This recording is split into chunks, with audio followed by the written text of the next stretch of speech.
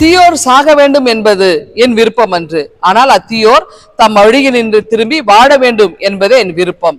எசேக்கியேல் 33ஆம் அதிகாரம் 11வது வசனம். இந்த உலகத்துல துன்மார்க்கன், நீதிமான், இந்த 2 வார்த்தை இருக்கு இல்லையா, கிறிஸ்துவ வட்டாரத்துல நம்ம பயன்படுத்துவோம். அதான் நல்லவன் கெட்டவன். நமக்கு எல்லாம் தெரியும், இந்த நல்லவங்க பாத்தீங்கன்னா ரொம்ப வாழ்க்கையில பாடுகளை அனுபவிக்கிறவங்க, ரொம்ப கஷ்டத்தை அனுபவிக்கிறோம். அவங்களுக்கு சொல்லனா துயரம் வரும். ரொம்ப நல்லவங்களா இருப்பாங்க. அப்போ அவங்களுக்கு ஒரு கேள்வி, நான் நல்லவனா தானே இருக்கேன், என்கிட்ட இறை பக்தி இருக்கு, என்கிட்ட எல்லா நற்செயலும் இருக்கு, ஆனா எனக்கு ஏன் துன்பம் அடுத்தடுத்து வந்துட்டே இருக்கு, ஒண்ணு போனா ஒண்ணு வந்துட்டே இருக்கு. ஆனா தப்பு பண்றான் பாருங்க, வாழ்க்கையில் நீதிமான்களா இல்லாம துன்மார்க்கமா வாழறான் பாருங்க. அவன் நல்லா இருக்கிறான், சந்தோஷமா இருக்கிறான்.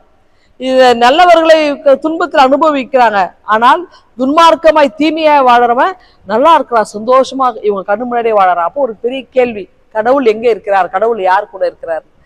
அப்போ பாருங்க, இந்த நீதிமானா இருக்கிறாங்கல்ல, நல்லவங்களா இருக்கிறாங்கல்ல, அவங்களுக்கு கஷ்டங்கள் வரும், வராமல்லாம் இருக்காது. எல்லாருக்கும் கஷ்டம் வரும், கஷ்டங்கள் வரும், சோதனைகள் வரும், வேதனைகள் வரும்.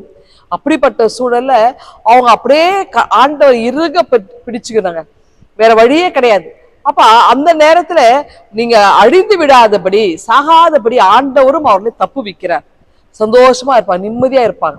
அதாவது யார்கிட்டையும் அவங்க யாசிக்க வேண்டிய அவசியம் கிடையாது, எங்கேயும் போய் கையை கட்டி நிற்க வேண்டிய அவசியம் இல்லை. ஏனென்றால் கடவுள் அவங்க கூடவே இருக்கிறார். துன்பங்கள் வரும், கஷ்டங்கள் வரும், ஆனா அந்த துன்பம் நிரந்தரமானதல்ல, அது மாற்றம் பெறக்கூடியது. கடவுள் அவங்களை கைவிட மாட்டார், கடைசி வரையில கடவுள் அவங்க கூடவே இருப்பார். அதான் நல்ல நீதிமான். ஆனா துன்மார்க்கமா வாழறாங்க பாத்தீங்களா, அவங்களுக்கு நிறைய சோதனைகள், நல்லா இருப்பாங்க, சந்தோஷமா இருக்கும், ஆனா அவங்களுக்கு இறை பக்தி இல்லை, கடவுள் மேல நம்பிக்கை இல்லை. அப்படின் போது ஆண்டவரும் அவங்களை ஒரு நேரங்களில் கைவிடுறவரா இருக்கிறார். அப்ப அவங்களுக்கு எவ்வளவு இது பண்ணா அவங்களுக்கும் அந்த நிம்மதியற்ற ஒரு வாழ்க்கை அவங்களுக்கு கிடைக்கும். இப்ப இதை நம்ம புரிஞ்சுக்கணும்னா, ஒரு நேரம் நம்ம சொல்லுவோம்ல, இது துன்மார்க்கமா வாழறான், நம்ம கண்ணு முன்னாடி நல்லா இருக்கிறான், அவங்களுக்கு ஏன் அழிவு இல்லை அப்படின்னு நம்ம நினைக்கிறோம். நமக்குலாம் நிறைய கஷ்டங்கள் வருது, அவங்க நல்லா வாழறாங்களே அப்படின்னு ஒரு கேள்வி நம்ம எல்லாருக்குமே வர்ற ஒரு கேள்வி. அப்ப ஆண்டவர் எல்லா உயிரிலும் அழிப்பவர் அல்ல. அப்ப எல்லோரும் மனமாறணும் ஆண்டவர் வெயிட் பண்ணாரு. அதாவது தவறு செய்கிறவர்களும் மனமாறணும் இன்னைக்கு ஆண்டவர் காத்துட்டு இருக்கிறாருங்க. அதாவது அந்த மனமாற்றத்திற்கு அவனா என்னிடத்துல திரும்பி வரணும் அப்படின்னு ஆண்டவர் வெயிட் பண்ணிட்டு இருக்கிறார். அப்போ அந்த கிருபையின் காலங்களை இந்த தவறு செய்கிறவர்கள், துன்மார்க்கமாய் வாழ பயன்படுத்தி கொள்ளணும்.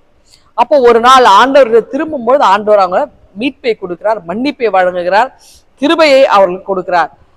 அப்படி அவங்க மனம் மாறவே மாட்டாங்க அப்படின்னு ஒரு நிலைமைக்கு ஆண்டவரே முடிவு பண்றான்னு வச்சுங்களேன், அன்னைக்கு அவருடைய தண்டனை தீர்ப்பு அதி பயங்கரமா இருக்கும், அதிலிருந்து தப்பவே முடியாது. அப்போ இது கிருபையின் காலங்கள். நல்லவர்களை ஆண்டவர் கைவிட மாட்டார், அவங்க கூடவே உடனிருந்து துன்புறுகளோடு அவரும் இணைந்து துன்புறுவார். ஆனால் துன்மார்க்கர்களோடு ஆண்டவர் உடன் இருக்க மாட்டார், மனமாற காத்திருக்கிறார். மனமாறாவிடில் ஆண்டவருடைய தீர்ப்பு என்பது வித்தியாசமா அதி பயங்கரமா இருக்கும். ஆகவே இன்றே ரட்சணை நாள், இன்றே மீட்பின் நாள்.